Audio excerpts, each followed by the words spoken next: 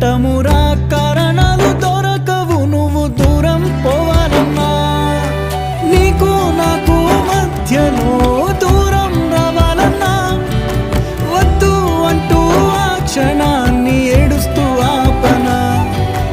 గమ్యం చేరే పయనాన్ని స్నేహం ఆపుతుందా నీ మంచే కోరి పొమ్మనేంత ప్రేమే మాకు లేదా అల్లుకున్న తీగతో కలుసుకున్న కులం స్నేహమన్న మాటలో ముచ్చటైన ముకురం అందమైన జీవితం పంచుకున్న దోస్తులం బాధలెన్ని చేరినా బెదిరిపోని మిత్రులం